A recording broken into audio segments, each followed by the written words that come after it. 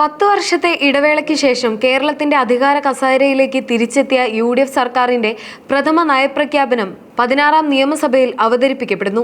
Governor Rajendra Arlekar സഭയിൽ അവതരിപ്പിച്ച നയരേഖ സംസ്ഥാനത്തിന്റെ ഭാവി വികസന കാഴ്ചപ്പാടുകളെയും ജനക്ഷേമ പദ്ധതികളെയും കുറിച്ചുള്ള വ്യക്തമായ സൂചനകളാണ് നൽകുന്നത്.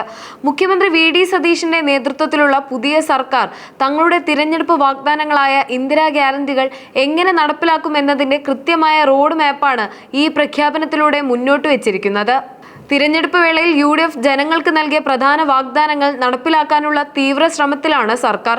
ഇതിൽ ഏറ്റവും ശ്രദ്ധേയമായത് KSRTC ബസ്സുകളിൽ സ്ത്രീകൾക്ക് സൗജന്യ യാത്ര അനുവദിക്കുന്ന പ്രഖ്യാപനമാണ്. ജൂൺ 15 മുതൽ ഈ പദ്ധതി പ്രാബല്യത്തിൽ വരുമെന്ന് മുഖ്യമന്ത്രി നേരത്തെ തന്നെ വ്യക്തമാക്കിയിരുന്നു.